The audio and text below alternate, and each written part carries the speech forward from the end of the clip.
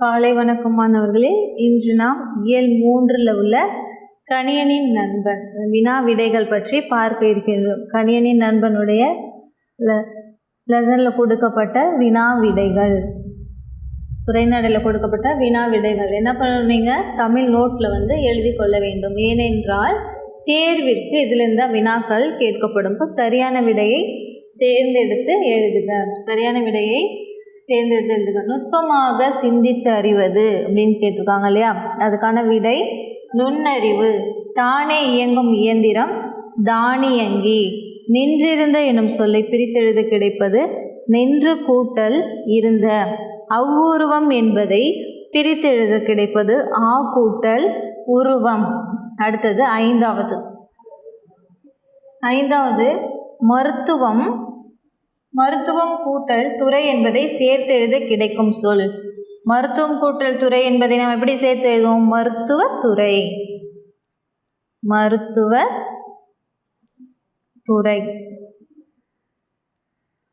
ஆறாவது செயல் கூட்டல் இலக்க என்பதை சேர்த்து எழுத கிடைப்பது செயல் இலக்க.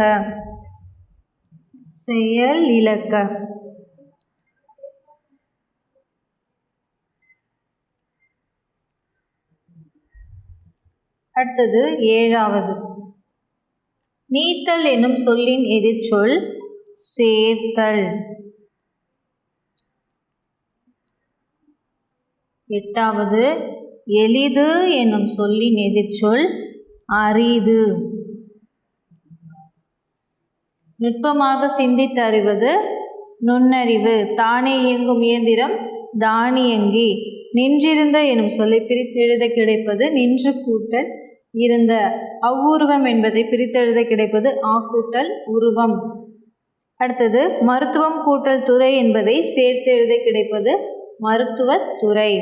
செயல் கூட்டல் இலக்க என்பதை சேர்ந்தெழுத கிடைப்பது செயல் இலக்க. அடுத்தது நீக்குதல் எனும் சொல்லின் எதிர்ச்சொல் சேர்த்தல். எளிது எனும் சொல்லின் எதிர்ச்சொல் அரிது. அடுத்தது நாம் பார்க்க இருப்பது கோடிட்ட இடம். உரைநடையோட பெயரை எழுதி கொள்ள வேண்டும். கையெழுத்து அழகாக இருக்க வேண்டும். கோடிட்ட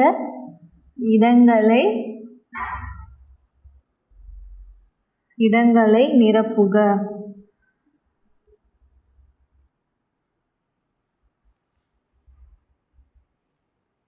மனிதன் என்ன வினா கேட்டிருக்காங்க அப்படின்னா, மனிதன் தன் வேலைகளை எளிதாக கண்டுபிடித்தவை எந்திரங்கள். விடை எந்திரங்கள். புத்தகம் உள்ளவர்கள் என்ன பண்ணணும்? பென்சிலில் எழுதி கொள்ள வேண்டும். அடுத்தது தானியங்கிகளுக்கும் எந்திர மனிதர்களுக்கும் இடையே உள்ள முக்கிய வேறுபாடு என்ன அப்படின்னு கேட்டிருக்காங்க. தானியங்கிகளுக்கும் எந்திரங்களுக்கும் இடையே உள்ள முக்கிய வேறுபாடு சேர்க்கை, நுண்ணறிவு.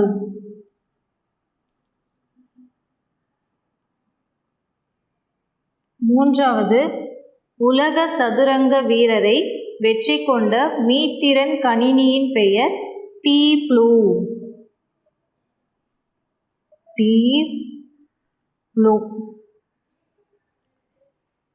சோஃபியா ரோபோவுக்கு குடியுரிமை வழங்கிய நாடு. அதாவது சோஃபியா என்ற ரோபோவுக்கு குடியுரிமை வழங்கிய நாடு எது அப்படின்னு பார்த்தீங்கன்னா சவுதி அரேபியா.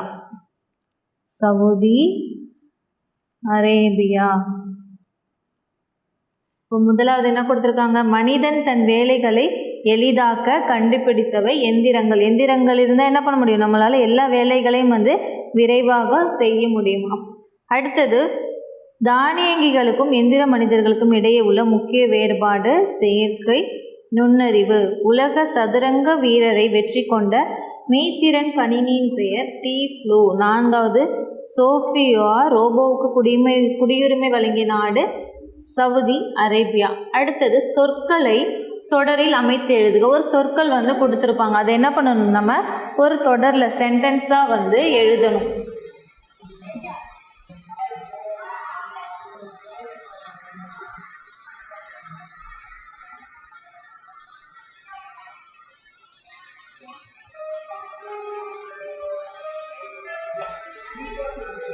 சொற்களை தொடரில் அமைத்து எழுதுக. சொற்களை தொடரில் அமைத்து எழுதுக. இப்போ ஒரு சொல்லு கொடுத்துருப்பாங்க, அதை நம்ம என்ன பண்ணணும், ஒரு தொடரில் அமைத்து எழுதணும். இப்போது தொழிற்சாலை என்ன சொல் கொடுத்துருக்காங்க அப்படின்னு பார்த்தீங்கன்னா தொழிற்சாலை.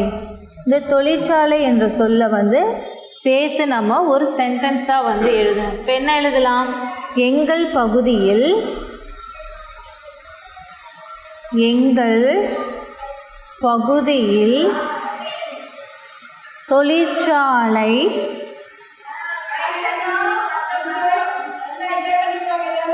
தொழிற்சாலை கழிவு மிகுந்துள்ளது.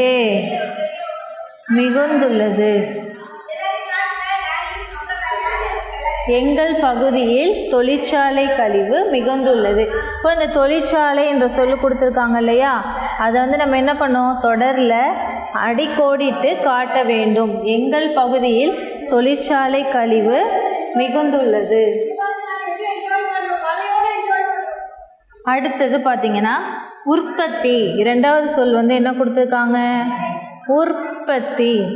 இந்த உற்பத்தி என்ற சொல்லை நம்ம ஒரு தொடரில் அமைத்து எழுதணும். இப்போ என்ன எழுதலாம் உற்பத்திக்கு, நம் நாட்டில்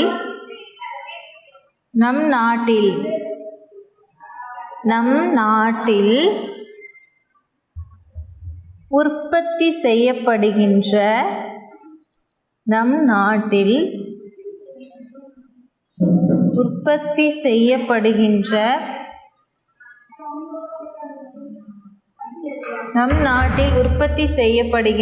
அனைத்து பொருட்களும்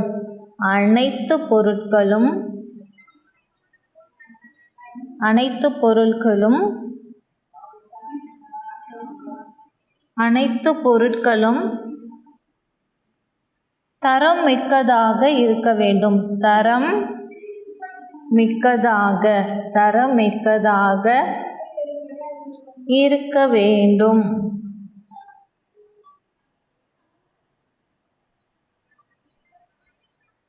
இங்கே உற்பத்தி எங்கே இருக்குது அப்படின்னு நம்ம பார்க்கணும். இந்த உற்பத்தி என்ற சொல்ல என்ன பண்ணணும், அடிக்கோடிட்டு காமிக்க வேண்டும். அடுத்தது ஆய்வு என்ற சொல்லானது கொடுக்கப்பட்டுள்ளது. இதை எப்படி நம்ம தொடரில் அமைத்து எழுதணும்,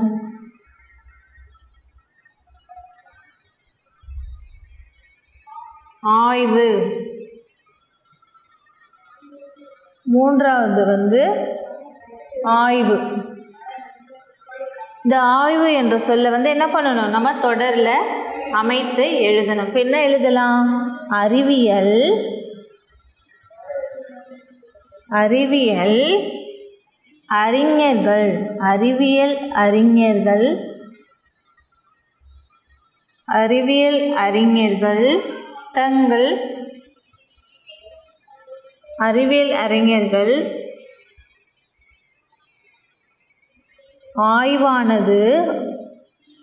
அறிஞர்கள் ஆய்வானது தொடர்ந்து கொண்டே இருக்க வேண்டும்.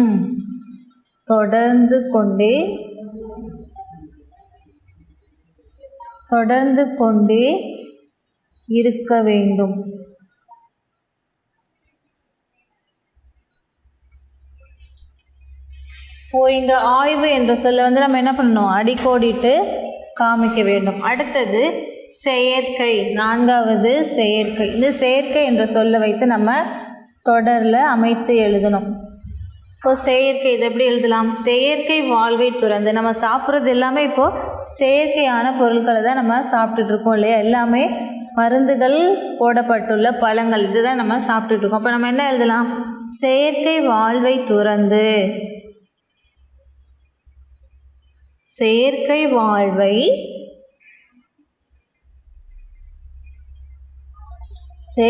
வாழ்வை துறந்து இயற்கையோடு வாழ வேண்டும். இயற்கையோடு வாழ வேண்டும். இயற்கையோடு வாழ வேண்டும். இப்போ பாருங்க, தொழிற்சாலை என்று சொல் கொடுக்கப்பட்டுள்ளது. இது எப்படி எழுதணும்? எங்கள் பகுதியில் தொழிற்சாலை கழிவு மிகுந்துள்ளது. உற்பத்தி, நம் நாட்டில் உற்பத்தி செய்யப்படுகின்ற அனைத்து பொருட்களும் தரமிக்கதாக இருக்க வேண்டும். ஆய்வு, அறிவியல் அறிஞர்களுடைய ஆய்வானது தொடர்ந்து கொண்டே இருக்க வேண்டும். செயற்கை வாழ்வை துறந்து இயற்கையோடு வாழ வேண்டும். அப்போ இங்கே எங்கே செயற்கைன்னு கொடுக்கப்பட்டுள்ளது? இந்த எழுத்தை நம்ம என்ன பண்ணணும்? அடிக்கோடிட்டு காமிக்க வேண்டும். இப்படி தான் நம்ம என்ன பண்ணணும்? தொடரில் அமைத்து எழுதணும். நம்மளாவே ஏதாவது ஒரு சென்டென்ஸை தொடரில் அமைத்து நம்ம எழுதணும். அடுத்தது பார்த்திங்கன்னா நுண்ணறிவு. 5வதாக கொடுக்கப்பட்டுள்ளது என்னது? நுண்ணறிவு. இந்த சொல்ல நம்ம தொடரில் அமைத்து எழுதணும். நுண்ணறிவு என்பது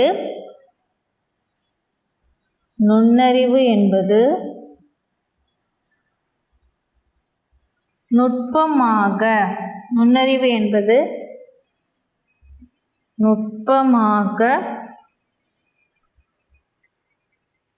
சிந்தித்து அறிவதாகும்.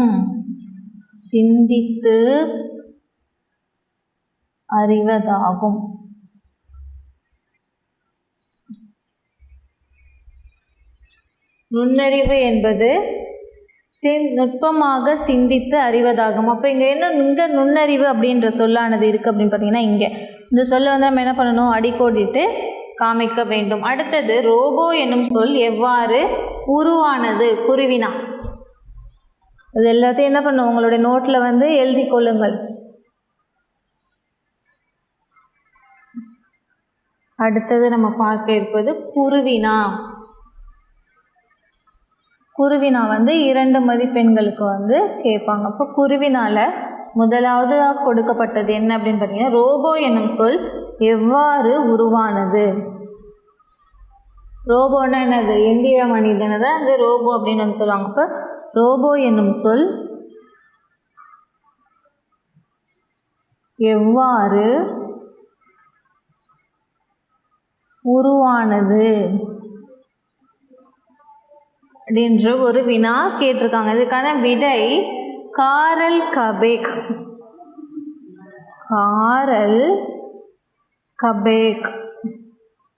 செக் நாட்டை சேர்ந்தவர். செக் நாட்டை சேர்ந்தவர்.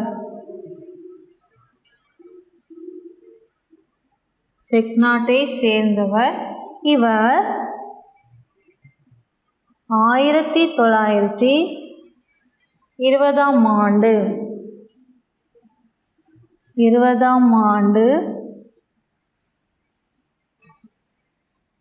நாடகம் ஒன்றை எழுதினார்.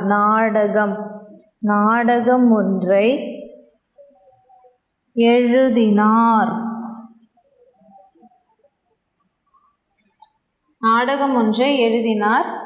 அதில்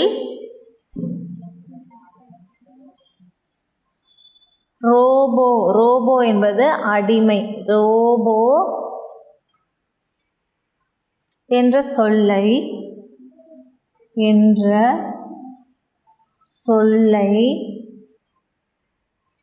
முதலில் பயன்படுத்தினார்.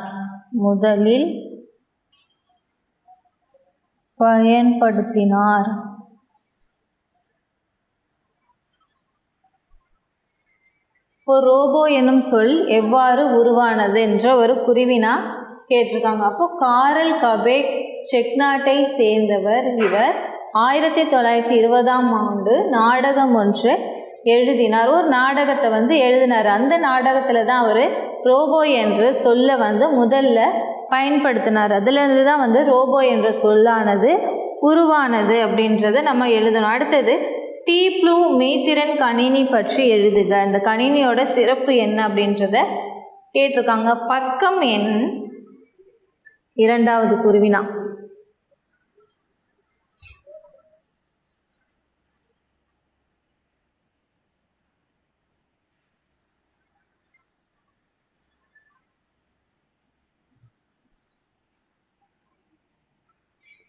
இரண்டாவது குருவினா என்ன கேட்டிருக்காங்க? டீ ப்ளூ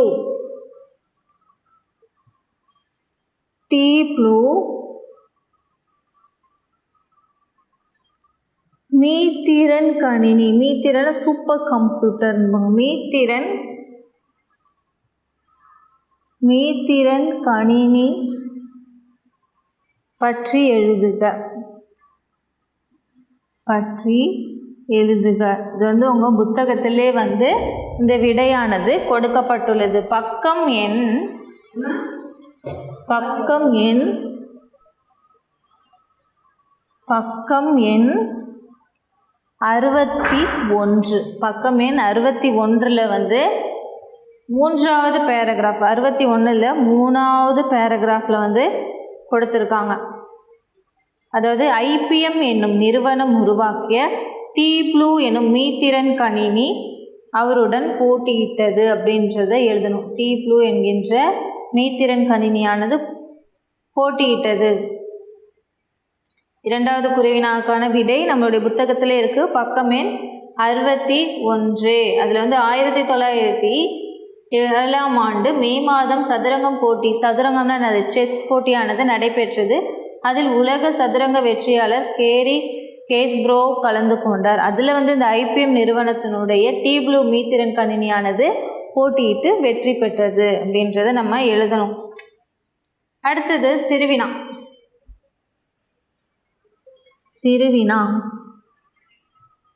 சிறுவினால முதலாவதாக கொடுக்கப்பட்டுள்ளது. வினா வந்து எந்திர மனிதனின் பயன்களை எந்திர மனிதனுடைய பயன்கள்லாம் வந்து என்னென்னு கேட்டிருக்காங்க. எந்திர மனிதனின் பயன்களை எழுதுக. மனிதர்கள்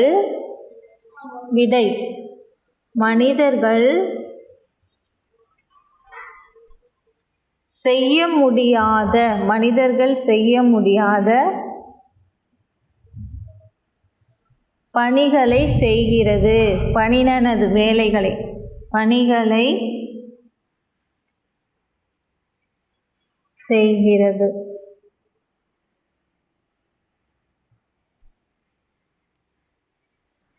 அடுத்தது தொழிற்சாலை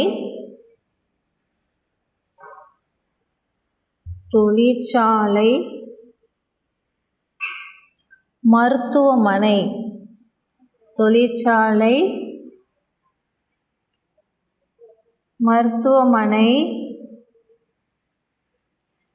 என்று பல இடங்களில் பயன்படுகின்றது.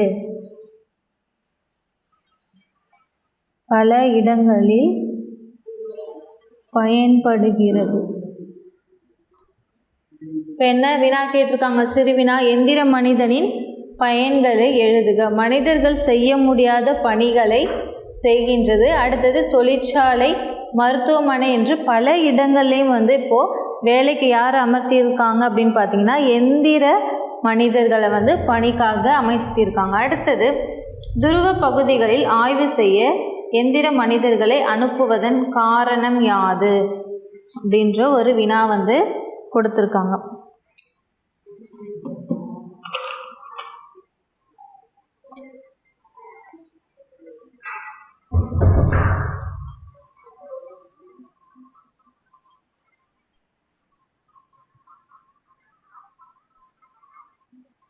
இரண்டாவது சிறுவினா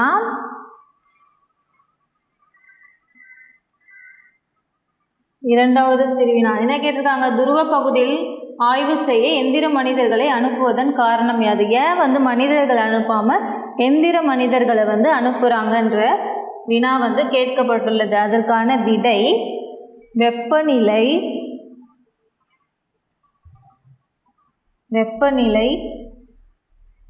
உறைநிலைக்கும்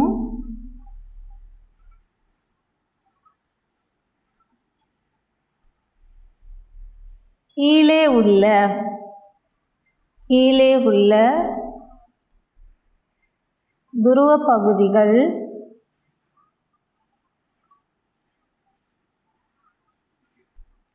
துருவ பகுதிகள் மனிதர்கள்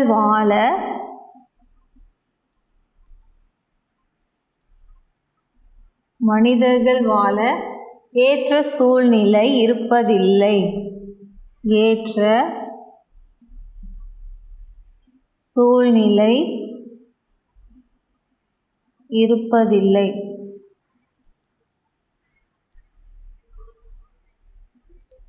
துருவ பகுதிகளில் ஆய்வு செய்ய எந்திர மனிதர்களை அனுப்புவதன் காரணம் என்ன என்ற வினாவுக்கு என்ன விடை எழுதணும்? வெப்பநிலை உறைநிலைக்கும் கீழே உள்ள துருவ பகுதிகளில் மனிதர்கள் வாழ ஏற்ற சூழ்நிலை இருப்பதில்லை. அதனால தான் என்ன பண்ணுறாங்க? எந்திர மனிதர்களை அனுப்புகிறாங்க. நன்றி மாணவர்களே. நம்ம அடுத்தது 2ஆம் பருவத்தில் உள்ள புத்தகத்தில் கொடுக்கப்பட்டுள்ள செய்யுள் பகுதிகள் பற்றி பார்ப்போம்.